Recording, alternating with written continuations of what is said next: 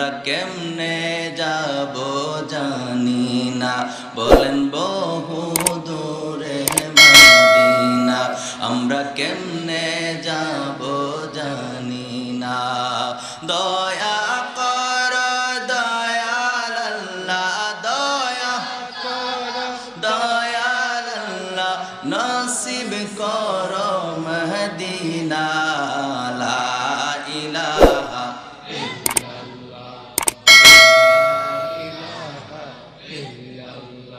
ও লা ইলাহা ও লা ইলাহা। হায়রে দুই নয়নে দেখলে নবীকে, দুই নয়নে দেখলে নবীকে, গুচিত মনের জালা। লা ইলাহা ইল্লাল্লাহ, লা ইলাহা ও লা ইলাহা ইল্লাল্লাহ, লা ইলাহা লা ইলাহা ইল্লাল্লাহু মুহাম্মাদুর রাসূলুল্লাহ সাল্লাল্লাহু আলাইহি ওয়াসাল্লাম। সকলে পড়ি আলহামদুলিল্লাহ। আর জবান খুলে উচ্চ কণ্ঠে পড়ি আলহামদুলিল্লাহ। ঐতিহ্যবাহী সাহেবাবাদ বড়ুইয়াপার জামে মসজিদের উদ্যোগে ১৬তম বার্ষিক ওয়াজুদার মাহফিলের সম্মানিত সভাপতি জনাব আলহাজ জয়নাল আবিদিন মেম্বার সাহেব, বিশিষ্ট সমাজসেবক সাহেবাবাদ, আজকের মাহফিলের যিনি প্রধান অতিথি, যিনি আমার পূর্বে কিছু গুরুত্বপূর্ণ কথা বলেছেন আপনাদেরকে উদ্দেশ্য করে। গুরুত্বপূর্ণ কথাগুলোর মধ্যে একটি গুরুত্বপূর্ণ কথা হলো, এত সুন্দর করে মাহফিল সাজিয়ে এখনো আপনারা দূরে। বলছে কিনা কথা কেন বলছে কিনা? অর্থাৎ আপনাদেরকে আহ্বান করেছেন এই এলাকার অভিভাবক হিসেবে, ঠিক কিনা বলেন? আমার সম্মানিত উস্তাদ, আমার মাথার তাজ, আমার শরীরের চামড়া দিয়ে যদি আমার শরীরের চামড়া দিয়ে স্যারকে জুতা বানিয়ে দিয়ে আমার ঋণ শোধ হবে? কোন উস্তাদ একটি হরফ যিনি শিক্ষা দিয়েছেন তিনি উস্তাদ। সুবহানাল্লাহ কইতেন না? আমার উস্তাদ জনাব হাজী মোহাম্মদ মুস্তফা সরওয়ার খান সাহেব, সাবেক চেয়ারম্যান ৭ নং সাহেবাবাদ ইউনিয়ন পরিষদ, মাদ্দাজিল্লুল আলী বারাকাল্লাহু ফি হায়াতিহি, আমরা পড়ি আমিন। আল্লাহ স্যারের হায়াতের মধ্যে কোটি কোটি বরকত দান করুক, করি আমিন। আজকের মাহফিলের যিনি প্রধান আকর্ষণ, প্রধান মেহমান, আপনাদের সকলের সুপরিচিত হুজুর অসুস্থ থাকার কারণে আমি হুজুরের মুনাজাত পেয়েছি, এমন সময় আসছি আপনাদের এলাকায়। হুজুর যখন মুনাজাত করছেন, আপনাদের এলাকারই সন্তান আলহাজ হযরত মাওলানা ASM নূর মোহাম্মদ সাহেব, অধ্যক্ষ চান্দোলা গাউসী আলিম মাদ্রাসা, আজকের মাহফিলের যিনি বিশেষ বক্তা,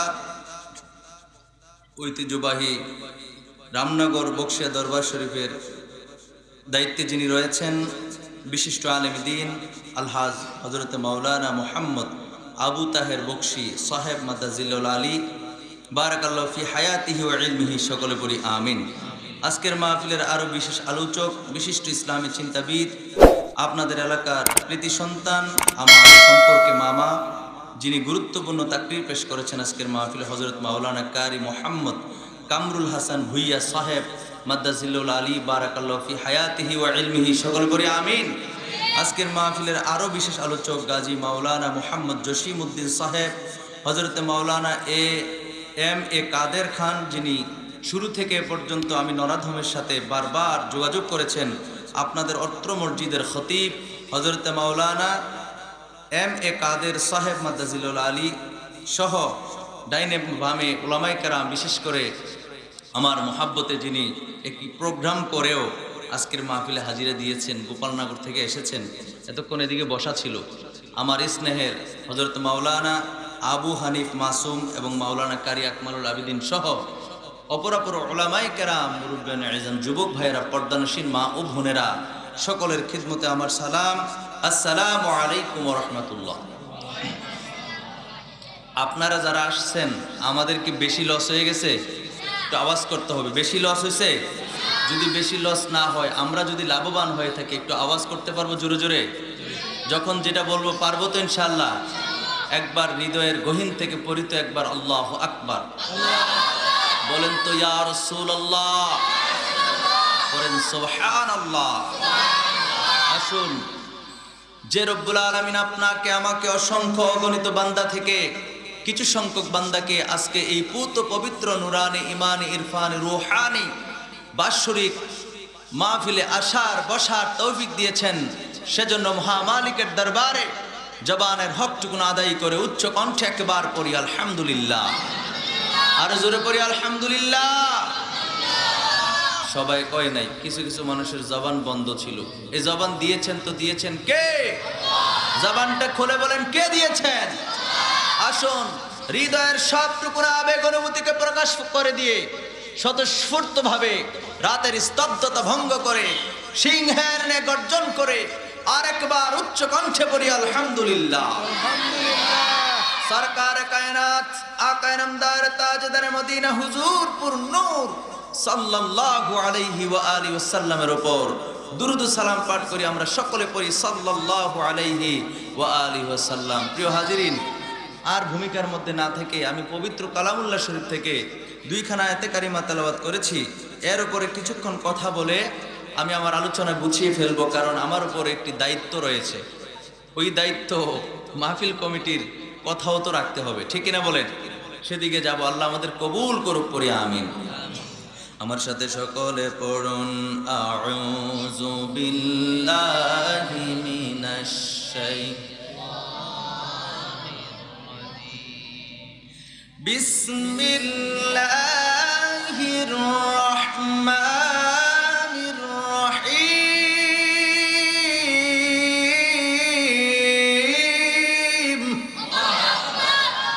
ফাতালাক্কা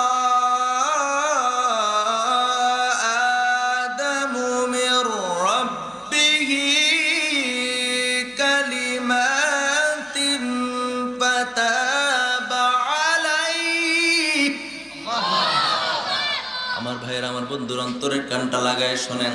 আমার আল্লাহ পাক রব্বুল আলামিন সূরা বাকারার ৩৭তম আয়াতে কারিমার মধ্যে আমার আল্লাহ স্পষ্ট করে জানিয়ে দিলেন। আল্লাহ বলেন, আদম আলাইহিস সালামকে আমার আল্লাহ পাকের পক্ষ থেকে আদম আলাইহিস সালাম কিছু বাণী প্রাপ্ত হলেন। সুবহানাল্লাহ কন্না। ওনার হৃদয়ের মধ্যে, ওনার কলবের মধ্যে গো আমার আল্লাহ পাক রব্বুল আলামিন কিছু বাণী উদয় করে দিলেন, জাগরণ করে দিলেন। সুবহানাল্লাহ কোন।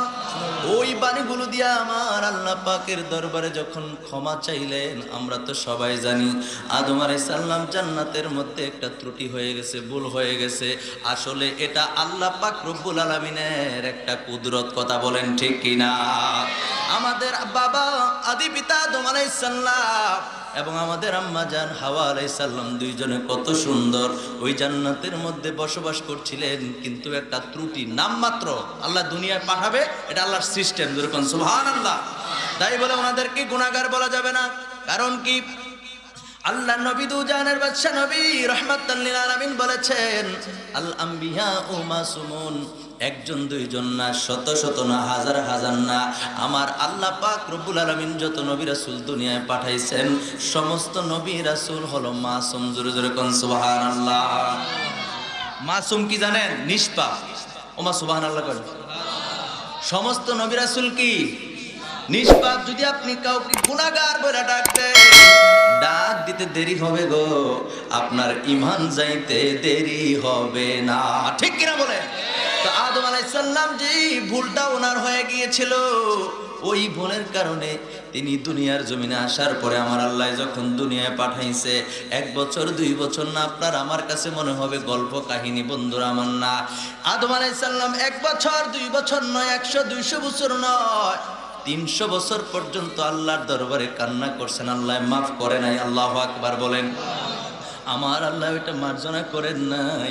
আমার আল্লাহ এরপরে এই আয়াতে কারিমার মধ্যে জানায় দিলেন 300 বছর কাদার পরে আমার আল্লাহ পাক রব্বুল আলামিন আদম আলাইহিস সালামের কলবের মধ্যে, অন্তরের মধ্যে কিছু কথা স্মরণ করায় দিলেন, জাগরণ করায় দিলেন। যার এই কথাগুলি দিয়ে যেগুলো তিনার স্মরণ হইল, ওগুলো দিয়া তিনি আল্লাহ পাক রব্বুল আলামিনের কাছে ক্ষমা চাওয়া মাত্র আমার আল্লাহ পাক রব্বুল আলামিন তিনাকে মাফ করে দিয়েছেন।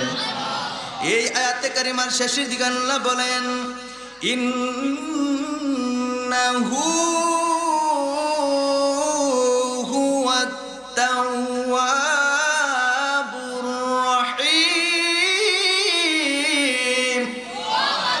আল্লাহ পাক রব্বুল আলামিন জানায় দিলেন, আমার আল্লাহ নিশ্চয় আমার আল্লাহ পাক রব্বুল আলামিন হলো তওবা কবুলকারী, ক্ষমাশীল, দয়ালু। জোরে জোরে কোন সুবহানাল্লাহ। আমার ভাইয়েরা, আমার বন্ধুরা, এখন প্রশ্ন হলো, এই আয়াত ততক্ষণ পর্যন্ত আপনি আমি বুঝবো না যতক্ষণ পর্যন্ত আয়াতগুলির তাফসীর না বুঝবো, এই আয়াতগুলির ব্যাখ্যা যতক্ষণ পর্যন্ত না আপনি আমি বুঝবো। একটা প্রশ্ন রয়ে গেল, সেই প্রশ্নটা হলো, আমার আল্লাহ কোরআনে সরাসরি বলছেন আদম আলাইহিস সালামের অন্তরের মধ্যে কিছু কথা আমার আল্লাহ জাগরণ করছেন, উদয় করেছেন, স্মরণ করে দিয়েছেন। এই কথাগুলো কি? এটা কিন্তু কোরআনে নাই। সুবহানাল্লাহ কন্যা। এই কথাগুলো কি ছিল গো? আব্দুল হক মুহাদ্দিস দেহলভী রাহমাতুল্লাহি তাআলা আলাইহির মাদারিজুন নবুওয়াত কিতাবের মধ্যে উল্লেখ রয়েছে। মাদারিজুন নবুওয়াত কিতাবের দ্বিতীয় খণ্ডে একেবারে প্রথম দিকে কথাগুলি তিনি উল্লেখ করেছেন। আব্দুল হক মুহাদ্দিস দেহলভী কে সেটা আগে চিনো। এই ভারতবর্ষের মধ্যে কেউ আলেমে হইতো না যদি আব্দুল হক মুহাদ্দিস দেহলভী রাহমাতুল্লাহ আলাইহির যদি উনি শ্রম না দিতেন হাদিসের প্রতি। জোরে জোরে কন্যা সুবহানাল্লাহ। উনি কত বড় মুহাদ্দিস ছিলেন। আজকে আমিও মুহাদ্দিস, আমিও মুফতি হয়েছি, কারণ আমার স্যার দোয়া করেছেন আমার জন্য। আমি মাদ্রাসায় পড়ে কামিল ফিক ওল হাদিস, ফিকা থেকে কামিল করলে বলে মুফতি, আর হাদিস নিয়ে পড়লে শেষ করলে ওই মুহাদ্দিস, কয় না? আমিও মুহাদ্দিস। আহা, আমি মুহাদ্দিস আর আব্দুল হক মুহাদ্দিস দেহলভী কই রাজরানী আর কই আছে না নাই? কথা কোন আছে না নাই? ওনাদের তুলনায় আমরা অতি সামান্য, ওনাদের একটা পশমের সমানও হইতে পারি নাই। ওনার দ্বীন ইসলামের জন্য ওনারা যে খেদমত করেছেন, আল্লাহু আকবার বলে। ভারতীয় উপমহাদেশের মধ্যে সর্বপ্রথম জাহাজ ভর্তি লক্ষ লক্ষ টাকার কিতাব যিনি সংগ্রহ করেছেন, এই ব্যক্তি হলেন আব্দুল হক মুহাদ্দিস দেহলভী রাহমাতুল্লাহি আলাইহি। তিনি তিনার স্বীয় কিতাব মাদারিজুন নবুওয়াত কিতাবের দ্বিতীয় খণ্ডে প্রারম্ভিক তিনি কথাগুলি তুলে ধরেছেন। আমার আল্লাহ পাক রব্বুল আলামিন আদম আলাইহিস সালামকে তখন ক্ষমা করলেন যখন আদম আলাইহিস সালাম একদিন কান্না করতেছিলেন। কাঁদতে কাঁদতে আদম আলাইহিস সালাম একদিন আল্লাহর কাছে ফরিয়াদ করতেছেন। 300 বছর কাঁদার পরে তিনি একদিন কান্না করতে করতে আল্লাহ পাকের দরবারে ফরিয়াদ করা অবস্থায় তিনার মনে হয়ে গেল, আরে আমার আল্লাহ যখন সৃষ্টি করছে, আদম আলাইহিস সালামকে যখন মাটি দিয়া বানাইলো, বানানোর পরে আদম আলাইহিস সালামের দেহের ভিতরে রুহু দেওয়ার পরে ওই রুহু, এটার অনেক বড় বর্ণনা আছে, ওই রুহু আদম আলাইহিস সালামের দেহ থেকে বার হয়ে যায়। আল্লাহু আকবার বলেন। যখন নূরে মুহাম্মাদি আমাদের নবী মুহাম্মদ সাল্লাল্লাহু আলাইহি সাল্লামের নূর মুবারক দেওয়া হলো, এরপরে রূহ আর বের হয় নাই। সার সংক্ষেপ বললাম, এটা অনেক বড় লম্বা ঘটনা। তো আদম আলাইহিস সালাম কই? আল্লাহ পাক রব্বুল আলামিন যেদিন আমাকে আমার ভিতরে রূহ দিল, আল্লাহ পাক রব্বুল আলামিন যেদিন আমাকে সৃষ্টি করলেন, আমি আল্লাহর সেজদায় পড়ে গেলাম। সেজদা থেকে মাথাটা উঠাই আরশ আজিমের পায়ে দেখতে পাইলাম লা ইলাহা ইল্লাল্লাহু মুহাম্মাদুর রাসূলুল্লাহ সাল্লাল্লাহু আলাইহি ওয়াসাল্লাম। জোরে জোরে বলা যাবে কি একবার সুবহানাল্লাহ? আপনাদের কাছে কি খারাপ লাগতেছে? আমার মন গড়া কোনো কথা আমি বলার জন্য এই জায়গায় আমি আসি নাই। আজকে মাহফিলের মধ্যে তৃতীয়বার, যেটাকে বলে হেডটিক, আমার 3 বার হয়ে গেছে আলহামদুলিল্লাহ। কোন বোঝা গেল সাহেবাবাদ। আমি 1 বছর দায়িত্বরত ছিলাম এই গজারিয়া মসজিদে, আপনারা তো জানেন। কিন্তু আমি কারোর প্রতি আমার কোনো অভিযোগ নাই। 1 বছর দায়িত্বরত থাকার পরেও তারা আমাকে আর আনতে পারে নাই, থাকা অবস্থায় তারা আমাকে আনে নাই। আমি বলছি না আমাকে দাওয়াত দেওয়ার জন্য, কিন্তু বরিয়া পাড়ার মানুষ মিনহাজ হুজুরের অল্প হইলেও ভালোবাসে, এটার প্রমাণ হলো এইবারও আমারে দাওয়াত করছেন। কথা কোন ঠিক কিনা? কথা কোন ঠিক কিনা? বাকি তারাকে আমি গালি দিছি? বলছি বরিয়া পাড়ার তারা একটু হয়তো আমাকে নিয়ে একটু বেশি ভাবেন। কথা বলেন ঠিক কিনা? আমাকে হয়তো একটু বেশি ভালোবাসেন, এই জন্য আবারও স্মরণ করছেন। আমি আল্লাহ পাকের তো সারা দেশেই আলোচনা করি, আপনাদের মাঝে আমার ভালোবাসার মানুষগুলোর কাছে যে আবার আসছি, আমি আল্লাহর দরবারে শুকরিয়া জানাই আলহামদুলিল্লাহ। রাগ করছেন আপনারা? ভাইরা আমার, বন্ধুরা আমার, সবাই আমরা মানুষ, কারোর প্রতি কোনো অভিযোগ রাখা উচিত না। এই দুনিয়া থেকে আপনি আমি সবাই একদিন চলে যাব। কার ডাক কোন সময় আসে আমরা কেউ জানি না রে বন্ধু। এই জন্য কারো প্রতি কোনো বিদ্বেষ রাখবেন না, কারো কখনো অহংকার করবেন না, কখনো হিংসা মনের মধ্যে রাখবেন না, কারোকে গালিগালাজ করবেন না, পরনিন্দা করবেন না, মিথ্যা কথা বইলে একজনকে ফাঁসাইবেন না। ও আমার ইমানদার ভাইরা রে, আদম আলাইহিস সালামের কথাটাই আমি বলতেছিলাম। আদম আলাইহিস সালাম কই, ও আল্লাহ, যেদিন আমার সৃষ্টি কইরা আমার দেহের ভিতরে রূহ দিলা, আমি আদম যেদিন সিজদায় পড়ে গেলাম, সিজদা থেকে মাথাটা উঠাইয়া আমি আরশ আজিমের উপরে দেখতে পাইলাম লা ইলাহা ইল্লাল্লাহু মুহাম্মাদুর রাসূলুল্লাহ। জবান খুলে বলেন সুবহানাল্লাহ। আদম আলাইহিস সালামের এই কথা, এই যে কথাটা বললাম, আদম আলাইহিস সালাম কান্না করতে করতে এই কথাটা মনে হয়ে গেছে। আপনাদের মনোযোগ আছে? আদম আলাইহিস সালাম কান্না করতে করতে এই কথাটা মনে হয়েছে 300 বছর পরে, আরে আমার আল্লাহ যেদিন বানাইলো ওই দিন তো আরশ আজিমের ওই পায়ার মধ্যে আমি এই লেখাটা দেখতে পাইলাম। তো আদম আলাইহিস সালাম চিন্তা করতে, ওই যে মনের মধ্যে কথাগুলো উদয় হয়েছে, এইটা সুবহানাল্লাহ কোন না? আমার ভাইয়ের, আমার বন্ধু, আদম আলাইহিস সালাম কই, আরে লা ইলাহা ইল্লাল্লাহ এতটুকু হলো অহাদানিয়ত, মানে আল্লাহর পরিচয়, মানে আল্লাহ ছাড়া কোনো মাবুদ নাই। তো তিনি চিন্তা করতে লাগলেন লা ইলাহা ইল্লাল্লাহ মুহাম্মাদুর রাসূলুল্লাহ। তো লা ইলাহা ইল্লাল্লাহ এর দূরে না আমার আল্লাহর পরিচয়। তো মুহাম্মাদুর রাসূলুল্লাহ তো আর আল্লাহ না, মুহাম্মাদুর রাসূলুল্লাহ আল্লাহর বন্ধু। যেরকম সুবহানাল্লাহ। তিনি চিন্তা করলেন এত কিছু আল্লাহ সৃষ্টি কইরা কারণ নাম নিজের নামের লঙ্গে লেখলেন না, রাখলেনও না, মুহাম্মদ সাল্লাল্লাহু আলাইহি সাল্লামের নাম রাখলেন, নিশ্চয়ই তিনি আল্লাহর প্রিয়। সুবহানাল্লাহ কর। এই কথাটা তিনার মনে হয়েছে। মনে হওয়ার পরে আল্লাহর ডাক দিয়া কয়, আল্লাহ গো, ও পরওয়ারদিগার, তোমার দরবারে মাফ চাই আল্লাহ, আমার ভুলের জন্য ওই যে তোমার নামের সঙ্গে একটা নাম আছে, ওই নামটা হলো মুহাম্মাদুর রাসূলুল্লাহ, ওই নামের খাতিরে আমি আদমকে তুমি আল্লাহ কবুল করো।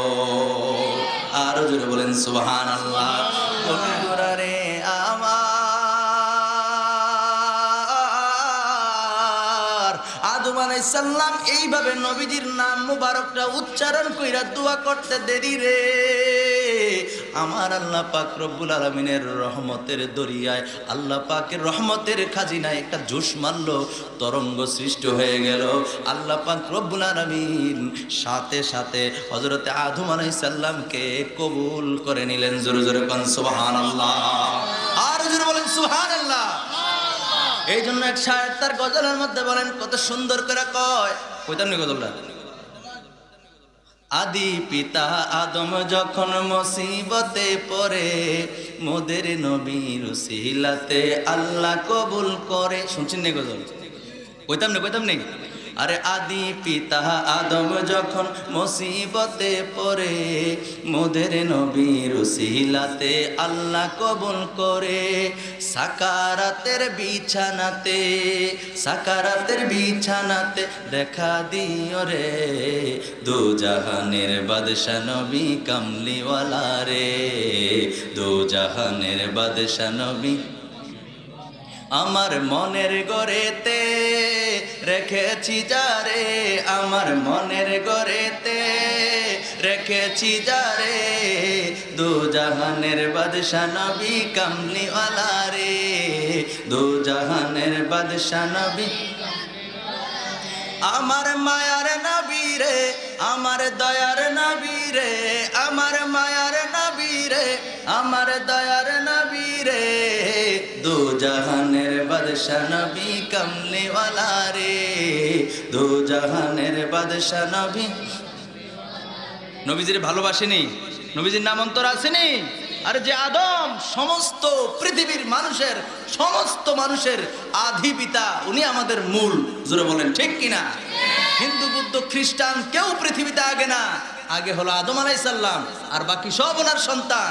পরে নিজে বুঝে বুঝে কিছু কিছু মানুষ ধর্ম আবিষ্কার কইরা ভুল পথে পাড়া দিছে। কথা কোন ঠিক কিনা? জোরে বলেন ঠিক কিনা? সেই নবীকে আমরা অন্তরে রাখতে চাই কি চাই না? মোরা যদি ডানাওয়ালা পাখি হতাম, ওই মদিনা দেখার লাগি উড়ে যাইতাম। সুবহানাল্লাহ। আরে মোরা যদি ডানাওয়ালা পাখি হতাম, ওই মদিনা দেখার লাগি উড়ে যাইতাম।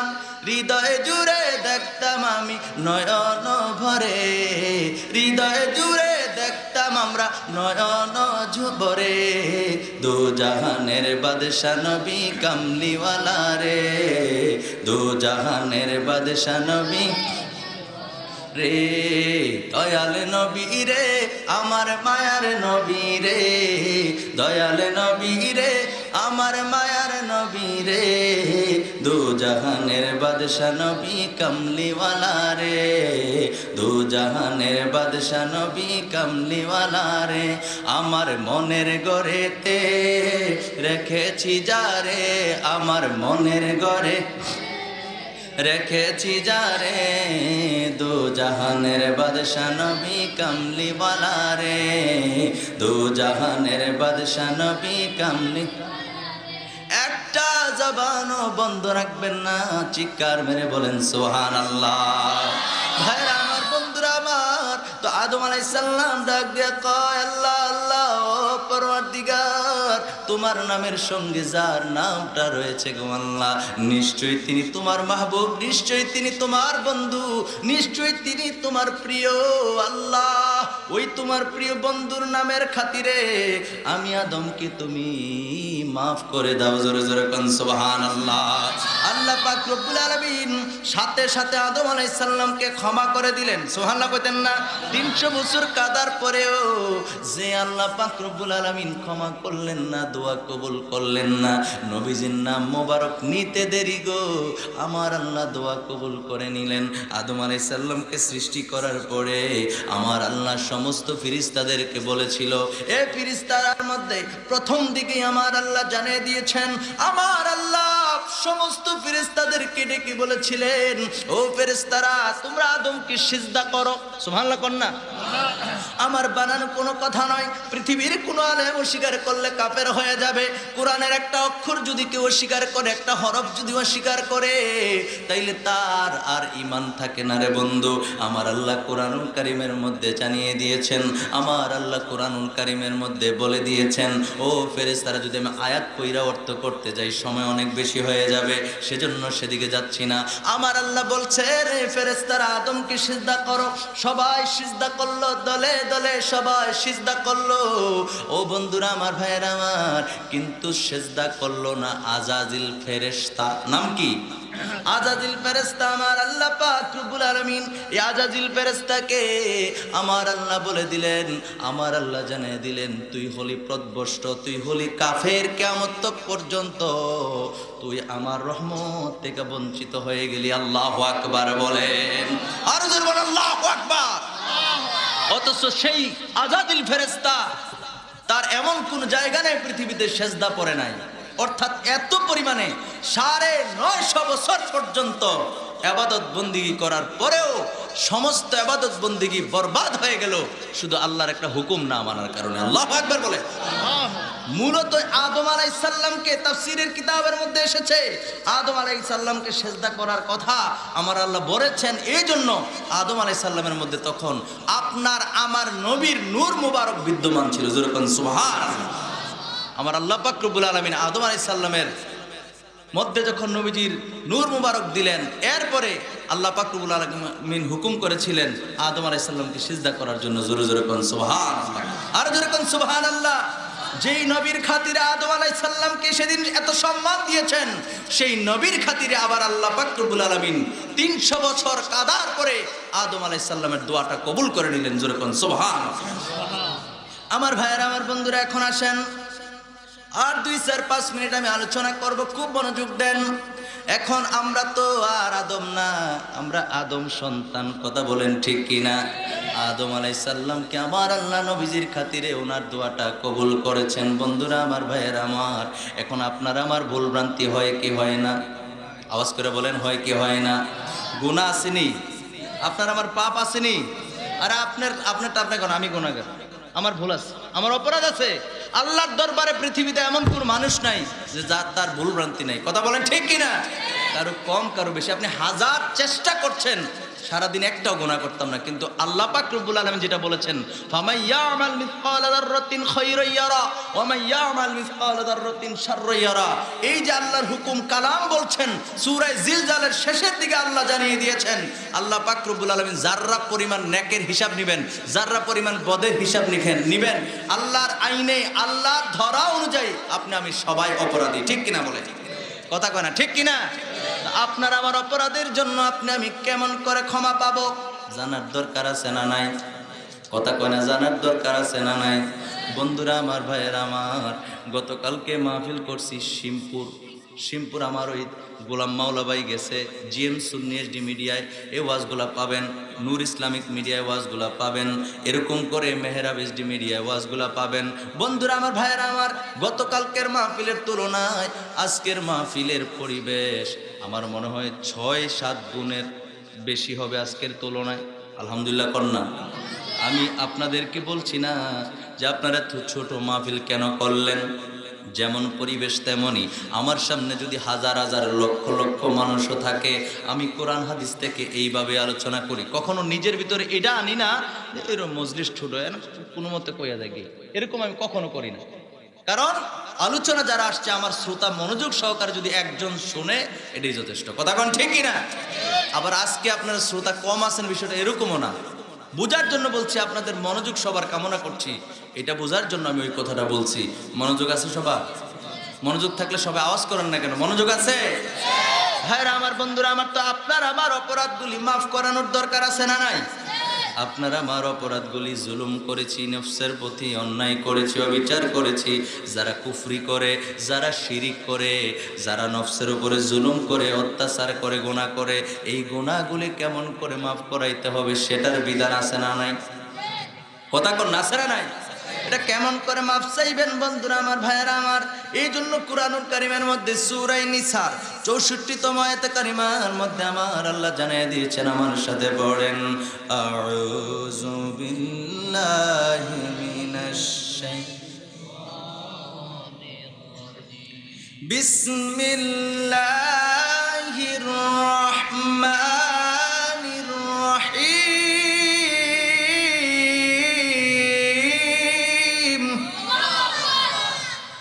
ওয়ালাউ আন্নাহুম ইয যালামু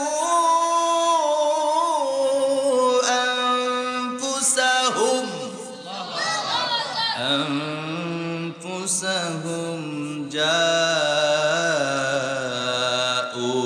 আল্লাহু আকবার বলেন। কত মজার কথা, আপনার আমারে ক্ষমা করার জন্য আমার আল্লাহ রাস্তা দেখায় দিয়েছেন। বন্ধুরা আমার, ভাইয়েরা আমার, সেই কথাগুলি যদি আপনি আমি না শুনি, সেই কথাগুলি আপনি আর আমি যদি মনোযোগ সহকারে শ্রবণ না করি, তাহলে আপনি আমি আজকের মাহফিলে আসার পরেও হেরে যাব, ঠগে যাব। কথা বলেন ঠিক কিনা? ও বন্ধুরা রে, আমার আল্লাহ জানিয়ে দিলেন, আমার আল্লাহ বলে দিলেন, আনফুসাহুম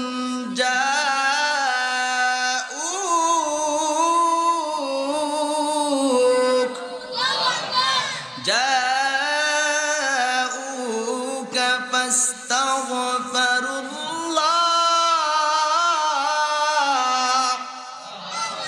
إلى آخر الآيات الكريم।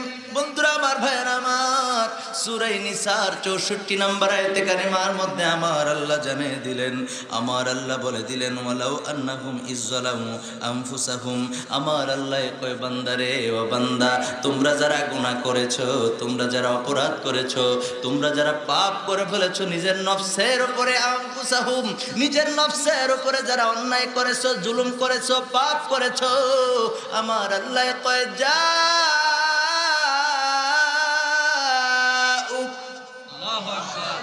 উয়ের মধ্যে আবার টান আছে, মদের হরফ, জাউক। আল্লাহু আকবার বলেন। আমার আল্লাহ কয়, যাও যাও যাউক, আমার আল্লাহ কয়, আমার নবীর দরবারে যাও। সুবহানাল্লাহ। চিরে কি বানাই কইতেছি না কোরআন? উপমা হগলে কথা কয় না, আমার বানানো কথা না, কোরআনের কথা। আমার আল্লাহ কোরআনে বলছেন, যাউক, আমার বন্ধু নবীর দরবারে যাও। আল্লাহু আকবার বলেন। বন্ধু নবীর যারা অপরাধ করছে, অপরাধী তারা নবীর দরবারে যাইতে কে বলছে? আমার আল্লাহ বলছেন আমার নবীর দরবারে যাও। এরপর আল্লাহ বলেছেন ফাস্তাগফিরুল্লাহ।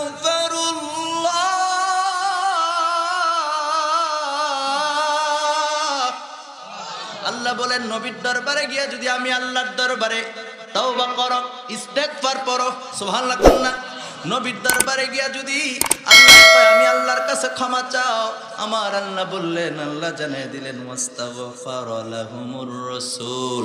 আর তোমার তওবা দেখে আমার নবী যদি তোমার জন্য তওবা করে, তোমার জন্য মাগফিরাত কামনা করে, তোমার জন্য আমি আল্লাহর দরবারে ফরিয়াদ করে, আমার আল্লাহ কয় তাইলে পাইবা লাওয়াজাদুল্লাহা তাওয়াবার রহিমা।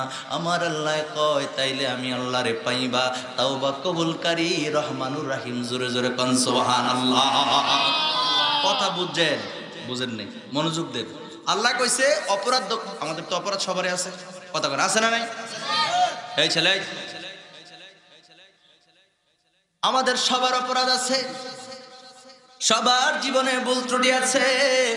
আমার আল্লাহ কই ভুল ত্রুটি তো কইরা ফেলছে, এখন তো মাফ চাইতে হবে, ক্ষমা নিতে হবে। এজন্য আল্লাহ রাস্তা দেখিয়ে দিলেন। আল্লাহ বলেন আমার বন্ধু নবীর দরবারে যাও। বন্ধু নবীর দরবারে গিয়ে নবীর দরবারে নবীর রওজার পাশে গিয়ে যদি আমি আল্লাহর দরবারে তাওবা করো, আমি আল্লাহকে পাইবা তাওবা কবুলকারী হিসাবে। না, আমি আল্লাহর দরবারে যদি তাওবা করো আর তোমার তাওবা শুনে আমার নবী যদি তোমার সুপারিশ করে, তোমার পক্ষে আমি আল্লাহর দরবারে বলে, তাইলে আমি আল্লাহরে পাইবা লাওয়াজাদুল্লাহ তাওয়াবার রহিমা। আমার আল্লাহ বলেন তাইলেই পাইবা আমি আল্লাহরে তাওবা কবুলকারী রহমান। জোরে কোন সুবহানাল্লাহ। কথার অর্থ বুঝলেননি? তাহলে অন্যায় করলে, অবিচার করলে, পাপ করলে যেতে হবে নবীর দরবারে। এখন প্রশ্ন হলো হুজুর আপনি যেমনি ভাবে আয়াতের অর্থ করছেন, আমরা তো গুনাহগার, কিন্তু মাফ চাওয়ার তো আশা নাই, গুনাহগুলি তো মাফ আল্লাহর দরবারে আনার কোনো আশা নাই, কারণ আল্লাহ কইছে নবীর দরবারে যাইতে। আমরা তো সবাই যেতে পারবো না। প্রশ্ন আসেনি? কথা কোন আসেনি? এই জন্য আমার আল্লাহ কোরআনুল কারীমের মধ্যে বলেছেন ইন্না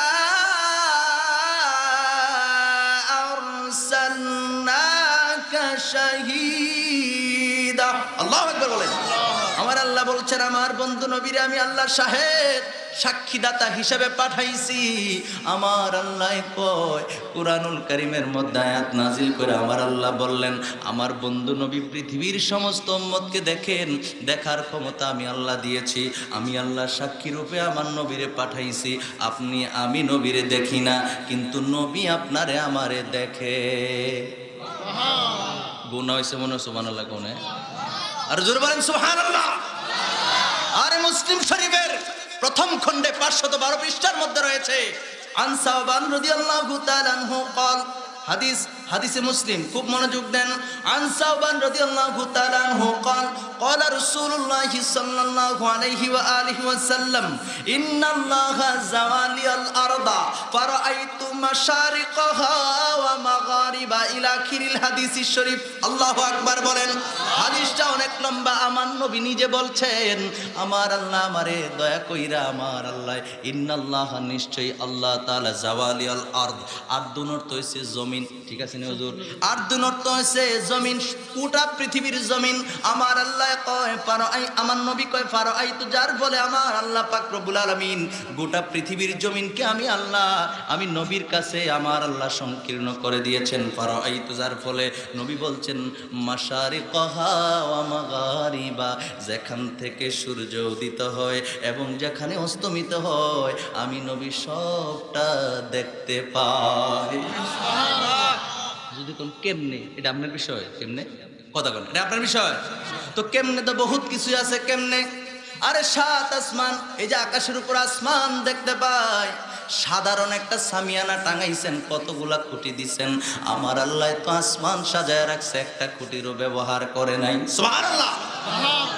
তো কি পড়ছেন? সুবহানাল্লাহ কইছেন নি? কেমনে কেমনে কই লাভ আছে? এটা আল্লাহর কুদরত। সুবহানাল্লাহ কইতেন না? আপনার কি খারাপ লাগতেছে কথা? আমি দেখছি অনেক জায়গায় গল্প বললে খুব মজা লাগে, আরে না রে না রে না মাথা লাগে, কিন্তু আয়াত ফয়রাবের অর্থ করলে অনেক জায়গায় ভাল লাগে না। আপনার কি এরকম খারাপ লাগতেছে? আর আমার উস্তাদ বয়ে রয়েছে, উনি দোয়া করতেছে আমার জন্য। যার কাছে যা হইতে পারে, আমার কাছে আমার মাথার তাজ, আমার মাথার মুকুট। আমার জীবনে আমি কোনো উস্তাদের সঙ্গে বেয়াদবি করি নাই। আমার জীবনে ছাত্র হিসেবে আমি একেবারে স্ট্যান্ড করা ছাত্র ছিলাম না, কিন্তু এমন কোনো প্রতিষ্ঠান নাই যে সব টিচাররা আমার চিনে নাই, সব ছাত্ররা আমার চিনে নাই। আলহামদুলিল্লাহ।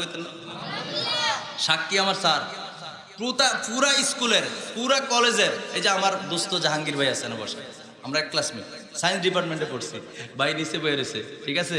আমার বন্ধু মানুষ কিন্তু, ঠিক আছে? একসাথে লেখাপড়া করছি। আমার মেধা এত ভালো না হলেও আমি খারাপ ছাত্র ছিলাম না। স্ট্যান্ড করা ছাত্র না হইতে পারি, খারাপ ছাত্র ছিলাম না, কিন্তু কলেজের সবাই চিনত। ভাই কথা ঠিক আছে নি? মিনহাজ নাম একজন ছিল, এই যে আমার বড় ভাইয়েরা আছে, আলহামদুলিল্লাহ। কলেজের বড় ভাইয়া ছিল ওনারা, আলহামদুলিল্লাহ কইতেন না? আমার ভাইয়েরা আমার রাগ করছেন মাঝখানে কথা কতে। এটা বলার অর্থ হলো যে কিচ্ছা কাহিনী না কয়ে শুধু কোরআন টু কোরআন ওয়াজ করলো, আলহামদুলিল্লাহ, কোনো সমস্যা নেই। আলহামদুলিল্লাহ কইতেন না? আমার ভাইয়েরা, আমার বন্ধুরা, তাহলে বুঝতে পারলাম তো নবীজিকে আমার আল্লাহ ক্ষমতা দিয়েছেন কে? জোরে বলেন কে? আল্লাহ নবীরে ক্ষমতা দিছে। আসমান যেমনে সাজায় রাখছে, খুঁটির প্রয়োজন হয় নাই, নবীজিরে আমার আল্লাহ গোটা পৃথিবী দেখার ক্ষমতা দিছে। এটা কেমনে কইয়া লাভ নাই, আমরা পড়ি সুবহানাল্লাহ। এটা আল্লাহ এবং আল্লাহ রাসূলের ব্যাপার। হাদিস তো তাই পাইলাম, হাদিস তো আর ব্লক হয় নাই, হাদিস তো আর রহিত হয় নাই। নবীজি থাকা অবস্থায় যা এখনো তা বুখারী শরীফের প্রথম খণ্ডে 719 নম্বর হাদিস, 100 নম্বর পৃষ্ঠার মধ্যে হাদিস খানা রয়েছে।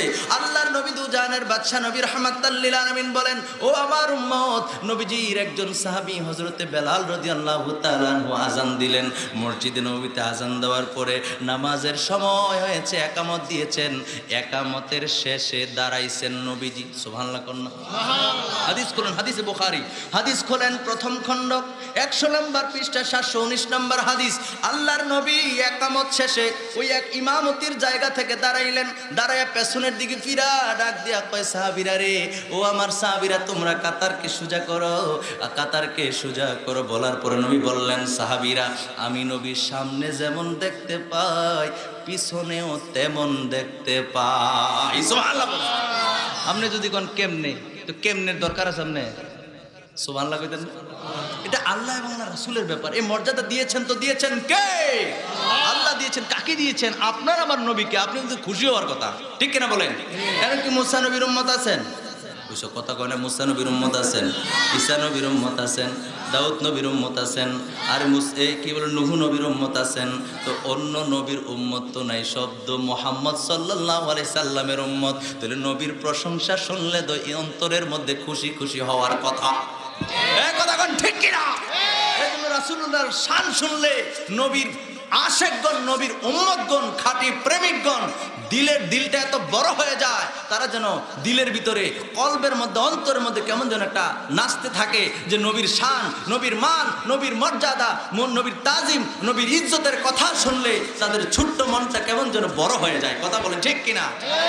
তাকবীর, আল্লাহু আকবার, আরে রিসালাত, ইয়া রাসূলুল্লাহ, জিন্দাবাদ জিন্দাবাদ, আহলে সুন্নাত ওয়াল জামাত জিন্দাবাদ জিন্দাবাদ। ভাইরা আমার, বন্ধুরা আমার, আলোচনার সময় কিন্তু শেষ পর্যায়ে। তাহলে আমরা কি বুঝতে পারলাম? আল্লাহর নবীকে আল্লাহ মর্যাদা দিয়েছেন।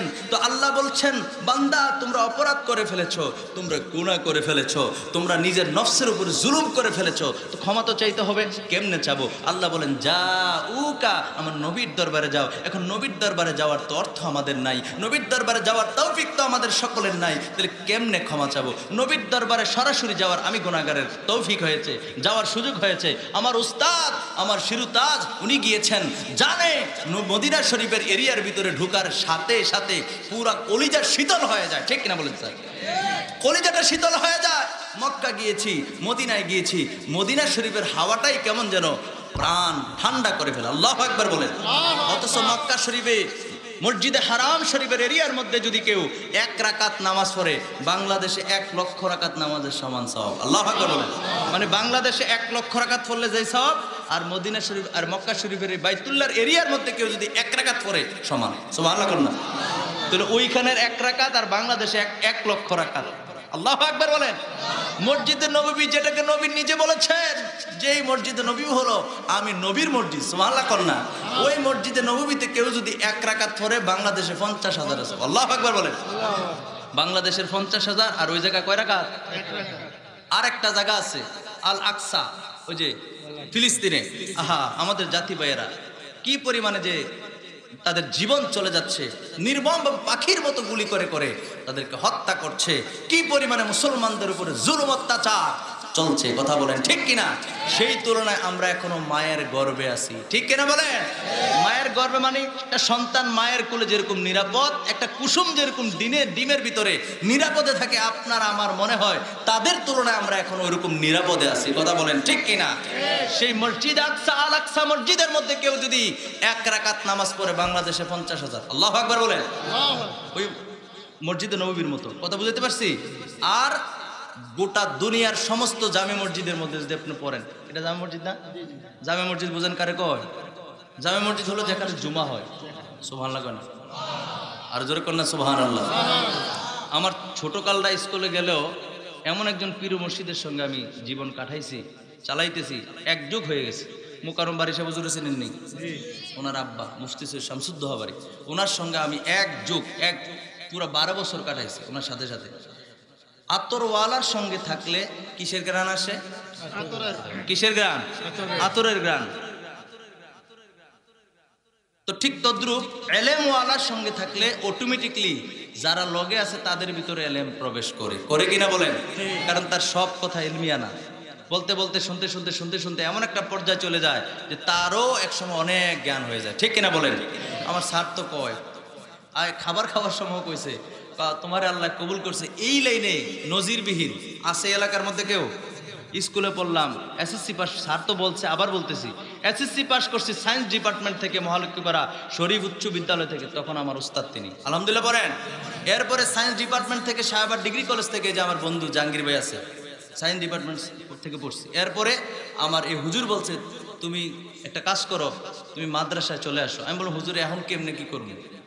আমি তো এদিক দিয়ে ইন্টার উঠে গেছি, যদি এদিক দিয়ে 8-9-এ থাকতাম তাহলে এক কথা ছিল, দাখিল লিগে পড়তে তোর সুযোগ আছিল, তখন কে ছিল? সুযোগ ছিল, এখন তো আর এটা নাই। তখন হুজুর বলতেছে, বাবা তুমি চেষ্টা করো। তখন চেষ্টা করতে করতে চিন্তা করলাম আর কি করাম, একটু পিছন থেকে বইরে আসি, গিয়ে ভর্তি হয়েছি 8-এ, সরনাল হাসানা দাখিল মাদ্রাসা থেকে 8 পাস করলাম। এরপরে দাখিল পাস করলাম ওখান থেকে, আলিম করছি গাজীপুর আজিজিয়া সিনিয়র মাদ্রাসা, এটা আলিম মাদ্রাসায়, তিতাস, গৌরীপুরের পরে তিতাস, ওইখান থেকে আলিম করছি আমার খালার বাসায় থেকে 2 বছর। ফাজিল করছি চট্টগ্রাম আল্লামা ইমাম আহলে সুন্নাত আল্লামা হাশিমি সাহেব রহমতুল্লাহ আলাইহির মাদ্রাসা থেকে ফাজিল।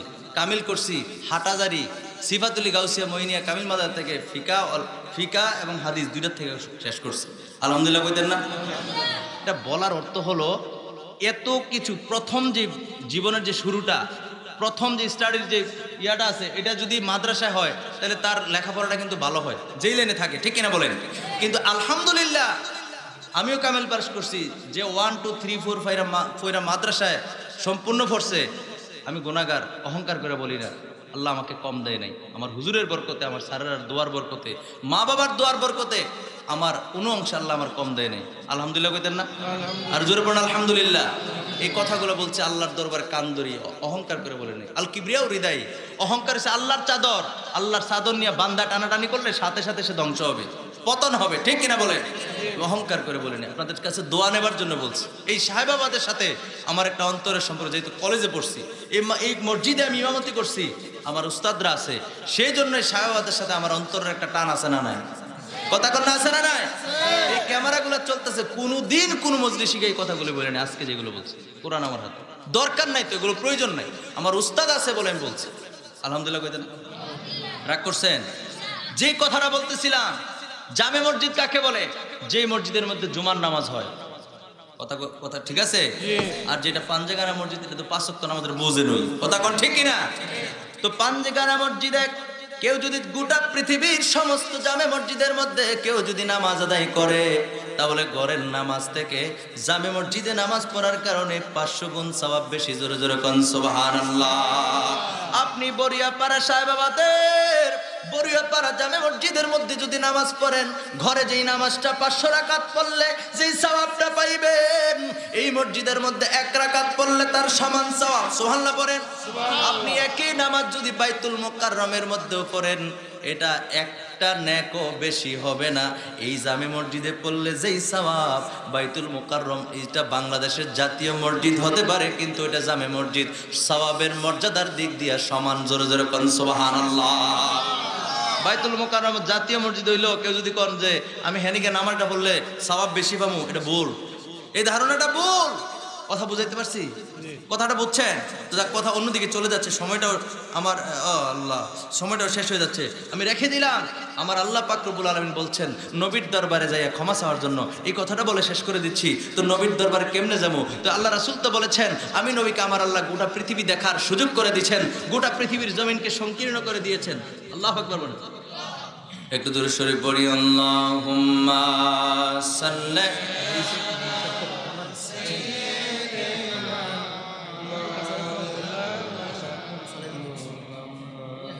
وعلى آل سيدنا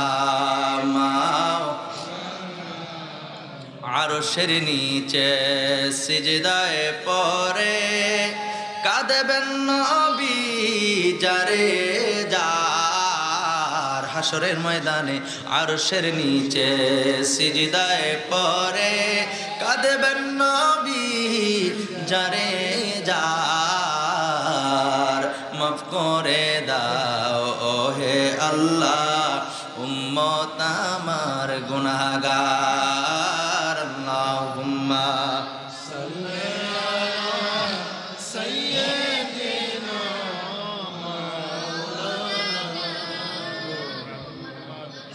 ওয়া আলা আলি মাওলানা। একটা জবানও বন্ধ রাখবেন না, চিৎকার মেরে বলেন সুবহানাল্লাহ। তো নবীর দরবারে কেমনে যাব গো? নবীর দরবারে যাওয়ার দরকার নাই। যাদের তৌফিক আছে আমরা সরাসরি নবীর দরবারে গিয়ে জীবনের ভুল ত্রুটির জন্য তওবা করব। আর নবী যদি আল্লাহর দরবারে আপনার আমার তওবা দেখা আল্লাহর দরবারে তওবা করে গো, আমার আল্লাহ কয়লা ওয়াজাদুল্লাহ তাওয়াবার রহিমা, তাইলে আমি আল্লাহর পাইবা তওবা কবুলকারী। তো আপনি আমি যারা মক্কা মদিনায় যেতে পারবো না, যাওয়ার তৌফিক নাই, বন্ধুরা আমার, ভাইয়েরা আমার, যার যার ঘরের মধ্যে নবী তো আপনারে দেখে, নবী তো আমারে দেখে, নবী তো আপনার আমার মজলিস দেখে। কারণ নবী নিজে বলছেন গোটা পৃথিবীর সমস্ত জমিনের মধ্যে যা কিছু আছে আল্লাহর নবীকে দেখার ক্ষমতা দিয়েছেন কে? জোরে বলেন কে? তো আপনি যদি রাতের অন্ধকারে গভীর রজনীতে রাত্র 12টা কিংবা 1টা 2টা বাজে তাহাজ্জুদের নামাজের সময় উইঠা যদি আস্তে আস্তে উইঠা কনকনে শীতের মধ্যে ওযু কইরা আপনি যদি আল্লাহরে ডাক দেন, আরে পশু পাখিরা তখন ঘুমায়, আপনার স্ত্রীও ঘুমায়, আপনার সন্তানেরা ঘুমায়, আপনার পরিবার পরিজনেরা ঘুমায়, আপনার আপনজনেরা ঘুমায়, পৃথিবীর কোন মানুষ সজাগ নাই। এই গভীর রজনীতে আপনি উইঠা যদি আল্লাহর ডাক দেন, আল্লাহর ডাক দিয়া যদি কোন আল্লাহ গো তোমার বন্ধু নবী তো আমার দেখে, তোমার বন্ধু নবী তো সকল উম্মতকে দেখতে পায়, তোমার নবীর দরবারে আগে তোমার নবীর হাজির জানিয়া, তোমার নবীর হাজির নাজির জানিয়া আমি বান্দা পাপী অপরাধী আমি তোমার দরবারে ফরিয়াদ করি, তওবা করি। এই যে নবীর ধ্যান খেল অন্তরে নিয়ে আপনি তওবা করছেন, তাফসীরের কিতাবের মধ্যে আসছে মক্কা মদিনা যাওয়ার তৌফিক না হইলেও একা একা যদি নবীর ধ্যান খেলটা অন্তরে রাইখা আল্লাহর কাছে তওবা করেন, খালেস অন্তরে যদি তওবা করতে পারেন গো, নবীর এক হাদিসে মুবারকের মধ্যে পাওয়া যায় আল্লাহর নবী বলেন পাহাড় পরিমাণ অপরাধ থাকার পরেও, পাহাড় পরিমাণ গুনাহ থাকার পরেও বান্দা যখন আল্লাহর ভয়ে 2 ফোঁটা চোখের পানি ফালায়া দেয়, ওই মাছির মাথা পরিমাণ চোখের পানি জমিনে পড়ার পূর্বে আমার আল্লাহ পাক রব্বুল আলামিন তার দোয়া তার তওবা কবুল করে নেয়। জোরে জোরে কোন সুবহানাল্লাহ, আর জোরে বলেন সুবহানাল্লাহ। ওই মাছির মাথা পরিমাণ চোখের পানি জমিনে পড়ার পূর্বে এই দোয়া কবুল করেন কে? আল্লাহ। সুতরাং আল্লাহর দরবারে বেশি বেশি তওবা করার দরকার আসেনি? উমামা কথা করার দরকার আসেনি? আপনি আমি জীবনে যত অন্যায় করেছি যারা জুলুম করেছি, অত্যাচার করেছি, পরের হক নষ্ট করেছি, গরিবদেরকে ধোঁকা দিয়েছি, এতিমের মাথায় হাত বুলাই নাই, তাদের সম্পদ কেড়ে নিয়েছি, কিংবা আব্বা আম্মার, এই কথা শুনতেছেন, আব্বা আম্মার সঙ্গে বেয়াদবি করেছি, উস্তাদের সঙ্গে বেয়াদবি হয়েছে। আহারে, পৃথিবীতে কত রকমের পাপ আছে, কত রকমের অপরাধ আছে। এই অপরাধ বা হক দুই প্রকার, একটা হলো হকুল্লাহ আর একটা হলো হকুল ইবাদ। হক হলো আল্লাহ, হক হলো বান্দার। আল্লাহর যত হক আছে, আপনি গভীর রজনীতে উইটা আল্লাহর ডাক দিতে পারলে, নবীর ধ্যান খেয়াল করে যদি ডাক দিতে পারেন, চোখের পানি যদি আপনি জমিনে পড়ে, জমিনে পড়ার পূর্বে আল্লাহ আপনার অতীতের সব গুনাহ মাফ করে দিবে। সুবহানাল্লাহ। দরকার আছে তো নাকি? কতক্ষণ দরকার আছে নি? অন্তরকে পরিষ্কার করেন, সাফ করেন। এই অন্তরকে সাফ করেন। আপনার চাচাতো ভাই বড় সুন্দর, আপনার চাচাতো বোন বড় সুন্দর, আপনার হিংসা হয় আমার বোনটা কালা, আহারে আমার স্বাস্থ্য বোন সুন্দর, আমার ভাইটা কালা, আমার চাচাতো ভাই খালাতো ভাই বড় সুন্দর, হিংসা করেন না। বলেন আল্লাহর কাছে, আল্লাহ তুমি যেমন দিয়েছো আলহামদুলিল্লাহ, মানে সম্মানে রাখো দুনিয়া এবং পরকালে, এর চেয়ে বেশি কিছু চাই না। আল্লাহ ইমানে আমলে রাখো। দোয়া করবেন এইভাবে, হিংসা ছেড়ে দেন। ঠিক কিনা বলেন? ভিতরের যত কুমন্ত্রণা আছে ছেড়ে দেন। মানুষের প্রতি ষড়যন্ত্র, মানুষের প্রতি অন্যায়, মানুষের প্রতি অনাচার, মানুষের প্রতি ক্রিমিনালি, এরপরে একে অপরের সম্পদ কেড়ে নেওয়া, যত রকমের অপরাধ আছে, এগুলো থেকে যত অপরাধ আমরা করেছি যদি মানুষের সঙ্গে হয়ে থাকে, যতক্ষণ পর্যন্ত তার কাছে ক্ষমা না চাইব, আপনার সঙ্গে যদি আমার অপরাধ হয়, যতক্ষণ পর্যন্ত আপনার থেকে ক্ষমা না আনবো, ততক্ষণ পর্যন্ত আপনি আমি ক্ষমা পাবো না। আল্লাহর সঙ্গে যা হয়েছে আল্লাহ সেকেন্ডে মাফ করে দিবেন। বান্দার হকগুলো কঠিন, এজন্য বান্দার সঙ্গে সুসম্পর্ক বজায় রাখার দরকার আছে না নেই? কথা কোন দরকার আছে না নাই? আলেমদেরকে ইজ্জত করবো তো নাকি? কথা কোন আলেমদেরকে ইজ্জত করার দরকার আছে নি? এই যে আজকের মাহফিলের আমার আব্দুল কাদের ভাই, হ্যাঁ, MA কাদের খান, উনি বারবার আমার সাথে যোগাযোগ করেছেন। মাহফিলে ওনার মাধ্যমে দাওয়াত হয়েছে। মসজিদের খতিব বাড়ি পাশে, দৌড়ো সারবো একটা বেড়াইমা মুরগা জব করে লাউ, দূরে বুঝতো না। এটা কি ইজ্জত করেন? এরকম চুপ করে রইলেন কে? বুঝি না। এরকম করলে হবে? একটা 12 মাইনে জব করে খাওয়ালে সারবো, কাদির হেবের কাদির জুড়ে না। না, আলেম আলেমে। আপনি আলেমকে এলমকে কদর করলে আপনার মর্যাদা যিনি বাড়াই দিবেন তিনি কে? পারলে বেশি কিছুর দরকার নেই, দেশি মুরগা থাকলে সুন্দর করে জব করে ডাইল ডাইন দেখুন, হুজুর একটা মুরগা আছে জব করছে, আপনি একটা আসার কে ভরে গেছে, ওই ফোলাফাইন দেখলে ঠেলা যে আলাই দিয়ে এবার করা ছাড়বো, তুলন লাগতো না। আর আগের যখন হাই হারে দৌড় দিয়ে সেরে কয়, কাকা আপনি কোন ব্যথা হয়েছেন, ফুচ্চা টুচ্চা শৈল টুল, কথা কোন ঠিক কিনা? এমনের মানুষ হচ্ছে কি জানেন, আসার কে ভরে গেছে, কয় হের পথে হ্যাঁ পড়ছে, দৌড় আমার পথে আমি যাই, কথা কোন ঠিক কিনা? খাল্লি বাল্লি এরকম করেন। এই কথাগুলো শেষবেলা বললাম ওয়াজের শেষে, যেন আল্লাহ পাক রব্বুল আলামিন আপনাকে আমাকে দিনের উপর কবুল করে দুনিয়ার জিন্দেগি শেষ করে পরকালের জিন্দেগি যেন সুন্দর করতে পারি। কথা কোন ঠিক কিনা? জোরে বলেন ঠিক কিনা? আমি আপনাদের কারোর গালি দিছি, কারোর ধমক দিছি, কারোর নামে বা কারোর ব্যাপারে কোনো অভিযোগ দিছি? দেই নাই। যতগুলো কথা বলছি আপনার আমার উপকার স্বার্থে। কথা বলেন ঠিক কিনা? জোরে বলেন ঠিক কিনা? ভাইরা আমার, আমি আর আলোচনার সামনের দিকে বাড়তে চাই না। এই যে মাহফিলটা বাৎসরিক মাহফিলটা করেছে মসজিদের মাহফিল, এই যে মসজিদের মাহফিলটা আমি আসলাম, এই ক্ষমার কথাগুলো শুনলাম, আল্লাহর দয়ার কথাগুলো শুনলাম, আদম আলাইহিস সালামের কথা সারা জীবন শুনলাম। আমার দিকে খেয়াল আছে? আদম আলাইহিস সালামের কথা সারা জীবন শুনলাম। এখন সে আদম আলাইহিস সালামের কিভাবে আল্লাহ পাক রব্বুল আলামিন দোয়াটা কবুল করছে, এই গুরুত্বপূর্ণ কথাগুলো এতক্ষণ শুনি নাই? কথা কোন না? শুনছি কিনা? শুনছি। এই মাহফিলটা প্রত্যেক বছর হোক, আমরা চাইনি। ও মামা আওয়াজ কমে গেছে, চাই কি চাই না? যদি চাই, সরাসরি আমি আপনাদের কাছে প্রস্তাব করতে চাই, মসজিদের অনেক কাজ বাকি, দোতলা কাজ চলতেছে না, আবার কাদের ভাই কইতেছে, তারপরে কেশিয়ার সাহেব বলো না, কেশিয়ার সাহেব বলছে হুজুর আমাদের মসজিদ, আমরা মহল্লাটা ছোট কিন্তু আমরাই তো এগুলো দাঁড় করাইছি, আমরা সবাই মিলেমিশে, আবার যদি সবাই মিলেমিশে হাত বাড়াই, 10 মিলে করি কাজ হারিয়ে জিতি। আমার ভাইরা কয় না রে, 10 মিলে করি কাজ হারিয়ে জিতি। 10 জনে মিল্লা যখন একটা কাজ করবেন, 10 টাকার দরকার, একজনে যদি 1 টাকা করে দেন, 10 জনে দিলে কয় টাকা? 10 টাকা। কারু গায়ে লাগে না। আবার যখন একজনে 100 টাকা দিতে যাবে, 10 টাকা দিতে যাবে, অর্থাৎ বুঝাইতে চাইলাম, একজন যদি 1 লক্ষ টাকা দিতে চায়, একজন যদি 50,000 টাকা দিতে যায়, তার উপর একটু প্রেশার পড়ে যায়। ঠিক কিনা বলেন? আমার তাইনে কই যায়? ও আর টাকা লাগতো তোর বল। আচ্ছা যাক, তারপরে কাছে বিরিয়ানি আছে, যাক বিরিয়ানির দাওয়াত আছে। এই যে মেহমানদারির থেকে শুরু করে এত খরচ হচ্ছে মাহফিলের মধ্যে, তারপরে মসজিদের কাজ বাকি আছে, উন্নয়নের কাজ চলতেছে, এগুলো আমরা করার দরকার আসেনি? আমার কথা কনার দরকার আসেনি? এই মসজিদে নামাজ পড়ে কারা? বলেন আমরা। কারা? জোরে কোন কারা? আমরা পড়ি মসজিদকে সাজানো গোছানোর দায়িত্ব আমাদের, ঠিক কিনা বলেন?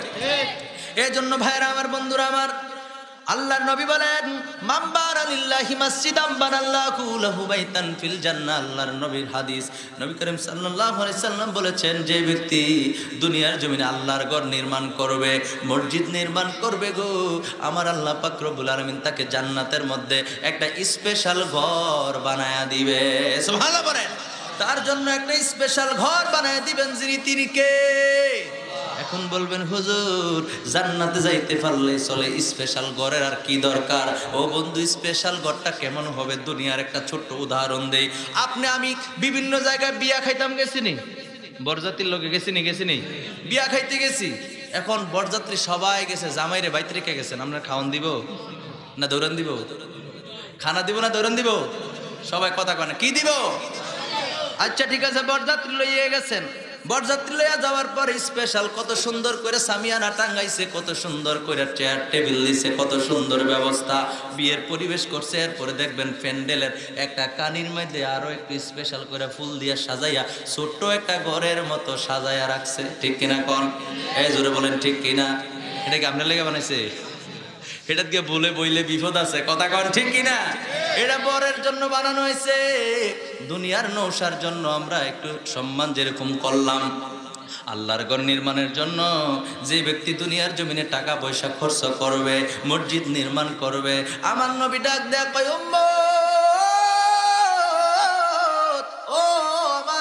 শোনো রে, দুনিয়ার জমিনে যদি মসজিদ আল্লাহর ঘর নির্মাণ করবা, তাহলে আল্লাহ পাক রব্বুল আলামিন জান্নাতের মধ্যে তোমার আমার জন্য ওই রকম একটা স্পেশাল তোমার আমার জন্য জায়গা রেডি রাখবে। সুবহানাল্লাহ বলেন। তো আমি আপনাদের কাছে, যেহেতু পাড়াটা খুব ছোট, বিভিন্ন জায়গায় কালেকশনের আলোচনা যখন করি, কালেকশনের আলোচনা করলে 50,000, 60,000, 1 লক্ষ টাকার ডাক দেই।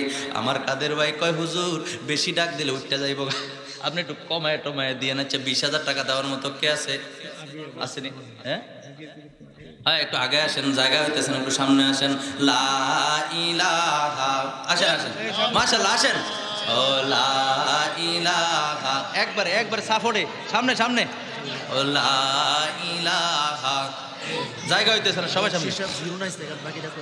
ইলাহা ইল্লাল্লাহ, লা ইলাহা, সবাই একবার আগে, এবং একটু পরে যাতে আর বলা না লাগে। আয়েন সামনে, এই সামনে পূরণ করে রে, সামনে। ও লা ইলাহা, ও লা ইলাহা ইল্লাল্লাহ,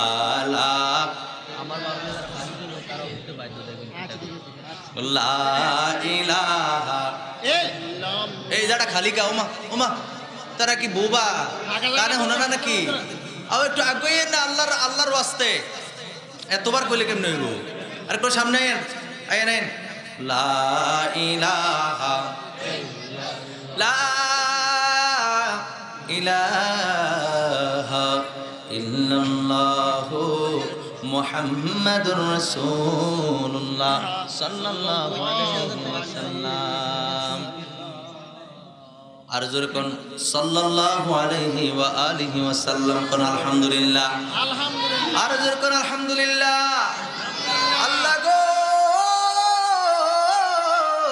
তোমার বান্দাদের কাছে আমি 20,000 টাকার কথা কইলাম, 20,000 টাকা তো দিলই না। ডাক দেয়া কয়, হুজুর 20,000 কেন দিব, আরো বাড়াইয়া দিব। মিটার বাড়াই দিছে, কত কয় 35,000। মারহাবা কোন, মারহাবা জোরে, মারহাবা। তোমার এক বান্দা পুরো পরিবার শহীদ ভুইয়া, আল্লাহ শহীদ ভুইয়া সব মানুষ আল্লাহ ওনার চলে গেছে, আহারে মরহুম হয়ে গেছে। হুজুরের মামা জান শহীদ ভুইয়া এখন দুনিয়ার জমিনে নাই, তার পরিবার মিল্লা 35,000 টাকা দিবে আল্লাহর ঘর মসজিদের মধ্যে। আল্লাহ কবুল করো, মঞ্জুর করো আল্লাহ, এই শহীদ ভুইয়ার কবরটারে জান্নাতের টুকরা বানায়া দাও। রব্বুল আলামিন জিন্দেগীর যত অপরাধ আছে মাবুদ তোমার দরবারে মাফ চাই, আল্লাহ মাফ করে দাও। আল্লাহ সন্তানগুলি 3টা ছেলে বিদেশের বাড়িতে আছে, আল্লাহ এই 3টা ছেলের তুমি সহি সালামতে রাখো, হালাল পথে বেশি বেশি ইনকাম করার তৌফিক দিয়া দাও, কোন আমিন। আর জোরে কোন আমিন।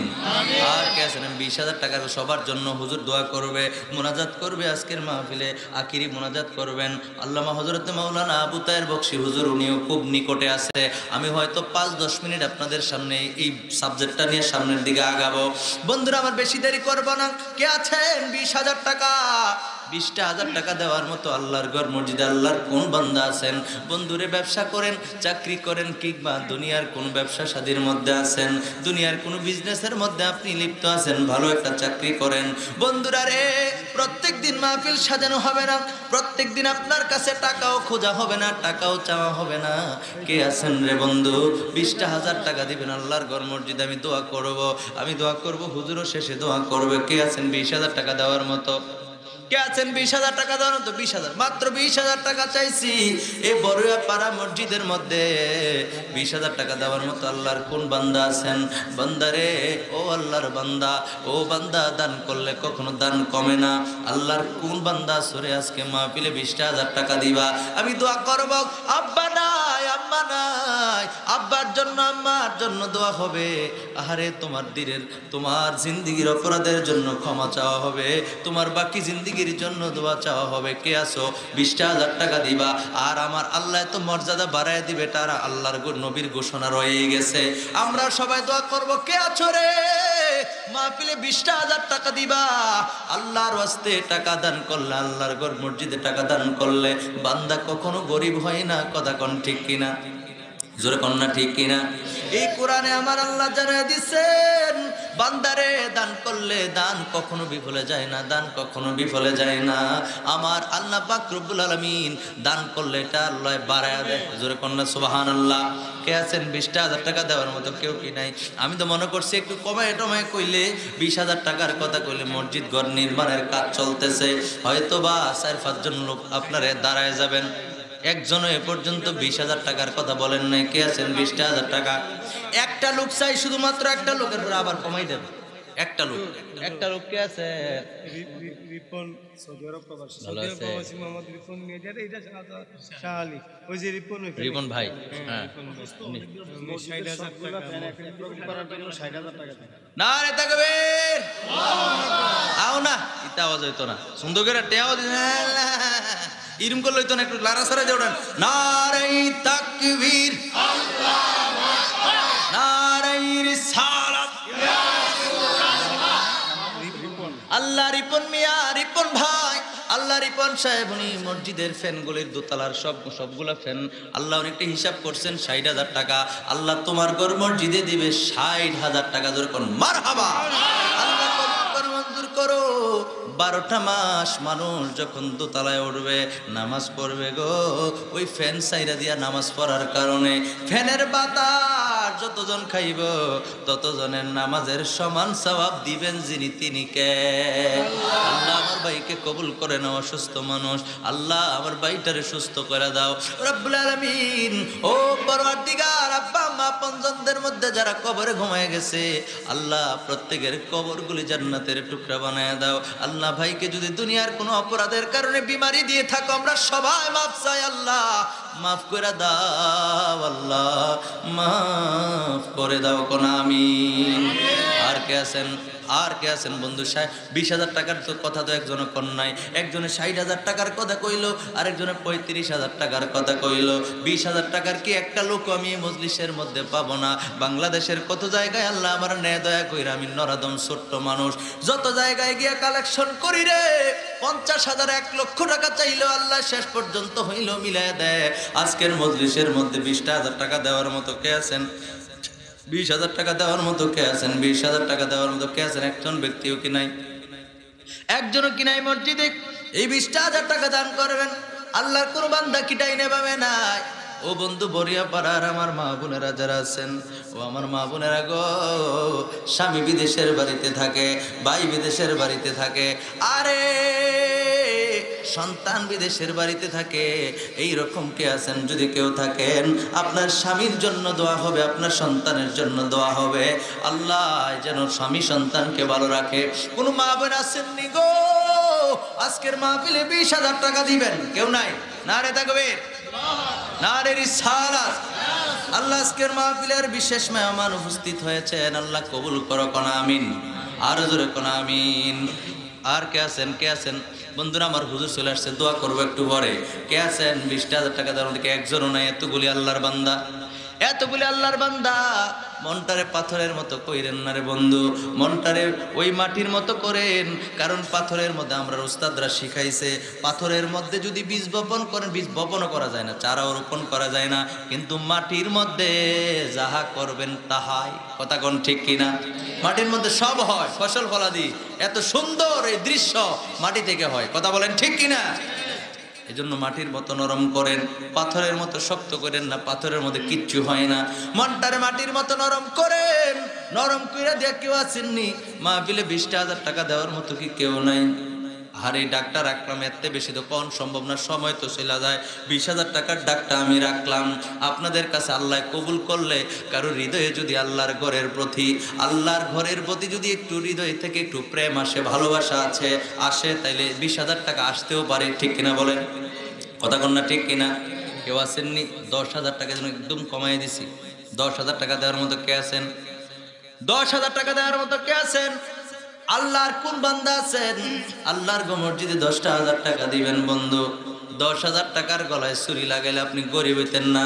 যারা দান করে তারা কখনো গরিব হয় না, তারা কখনো গরিব হয় না। সূরা বাকারার মধ্যে আল্লাহ বলছেন, যারা দান করে আমার আল্লাহ পাক রব্বুল আলামিন তাদের দানকে বর্ধিত করে দেন, বাড়ায়া দেন। সুবহানাল্লাহ। কর কে আছেন, কে আছেন?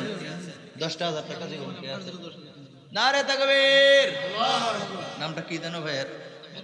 আব্দুল কাদের ভাই, এই মসজিদের সম্মানিত কেশিয়ার সাহেব, উনি দিবেন 10,000 টাকা। জোরে বলেন মারহাবা। আল্লাহ কবুল করে মঞ্জুর করো। আব্বা আম্মার জন্য দিয়েছেন। আল্লাহ আব্বা আম্মা আছেনি? আব্বা নাই, আহারে কলিজার টুকরা আব্বা দুনিয়ায় নাই। এই মসজিদের কেশিয়ার ছিল ওনার আব্বা, আজকের দিনে দুনিয়ায় নাই। আব্বারে স্মরণ করছে, আহারে আল্লাহ আব্বার কবরটারে জান্নাতের টুকরা বানায় দাও। মসজিদের খাদেম ছিল, মুতাল্লি ছিল। ও পরওয়ারদিগার, তোমার দরবারে ভিক্ষা চাই। আল্লাহ তোমার বান্দারে তুমি মাফ করে দেয়া, জান্নাতের উচ্চ মাকাম দান করো কোন আমিন। এবং এই বর্তমান কেশিয়ার সাহেবকে যে সম্মান দিয়েছ, আল্লাহ আরো দিন দিন তুমি সম্মান বাড়ায় দাও কোন আমিন। আর কে আছেন? 10,000 টাকা। 10,000 টাকা তো একজনে কইলে হইতো না, এরকম 5-6 জন লাগবো। আল্লাহ নারে তাকবীর, নারে রিসালাত। আল্লাহ জসিমউদ্দিন ভাই প্রবাসী মানুষ, বিদেশ ওমান প্রবাসী, আল্লাহ ওমানে থাকেন। আল্লাহ জসিম ভাই দিবেন 10,000 টাকা, কবুল করো, মঞ্জুর করো। আল্লাহ দিনের গুনাহ মাফ করো, রাইতের গুনাহ মাফ করো। ওনার আব্বা দিব 7,000, ওনার আব্বা দিব 7,000। ওমা মারহাবা কয় না নাকি? টেয়া লাগতো না আপনারা? না লাগলে আমার দিয়ে দিয়ে নেমুগা। তো মারহাবা কোন না, কে জোর কোন মারহাবা। সন্তান দিল 10,000, আব্বাই দিল 7,000, মোট হয়েছে কত? জোরে কোন কত? কত? 17,000। আল্লাহ কবুল করো, মঞ্জুর করো। আল্লাহ মন বুঝে দান করো। দানের হাদিয়া সোনার মদিনায় পৌঁছায় দাও। আল্লাহ এই বাপ বেটারে আল্লাহ তুমি জান্নাতি বান্দা হিসেবে কবুল করো। পরিবার পরিজনরে নিয়ে সুখে শান্তিতে থাকার তৌফিক দান করে দাও কোন আমিন।